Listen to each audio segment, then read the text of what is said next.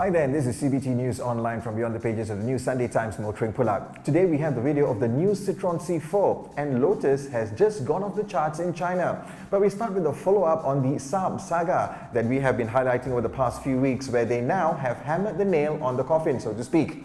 After a long and arduous battle, the Wall Street Journal has confirmed that Saab has finally filed for bankruptcy protection in a Swedish district court.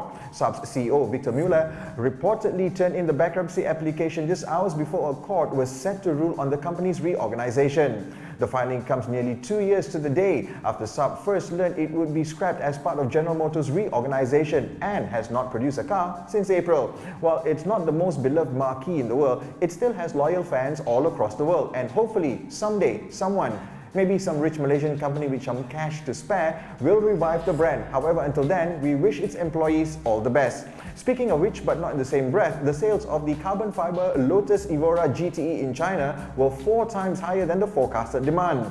Lotus CEO Danny Bauer said that when the business was starting, critics pointed out that Lotus has never been able to make such a product range in the past, and added that they were supposed to just make 25 units since they weren't certain if the high price would be justified. But to everyone's surprise, 115 orders were placed in the Chinese market, which Lotus believes only confirms that better quality cars would sell globally. Meanwhile, earlier this month, we mentioned that Toyota and BMW have agreed to share engines and also hybrid technology to spread the cost of developing new low-emission vehicles. However, it appears that Lexus will be left out in this pact. According to a German business publication, Lexus will not focus on diesel but instead stick to its own hybrid technology. Is it a case of conflicting platforms between the Lexus and BMWs, or the boys at Lexus just have more autonomy? This is CBT News Online as we continue with Honda. No, it's not another recall, but the speck of light at the end of this long dark tunnel they have been on. They are hoping that their new 1.6-litre diesel engine will help revive sales of its Civic in Europe. The current Civic only offers Europeans a 2.2-litre diesel unit that is too large in a segment where most buyers want a 1.5 or a 1.6.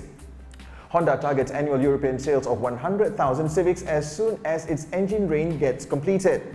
But smaller engines aside, Honda is still reeling from the flood situation in Thailand and has delayed the Euro launch of the 9th generation Civic from January to late February.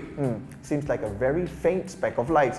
And finally, Citroën has released the latest C4 here in Malaysia, and it comes in a 1.6-litre turbo with 156 horsepower and 240 Nm of torque, mated with a 6-speed EGS auto gearbox. And that's the only version, no other engine choices, but they do offer 9 color variations.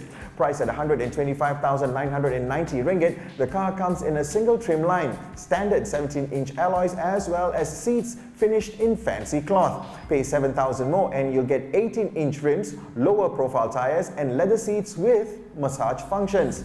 The French. I bet the cup holder fits a champagne flute glass perfectly. Until our next update from the team at CBT, don't drink and drive, and happy motoring.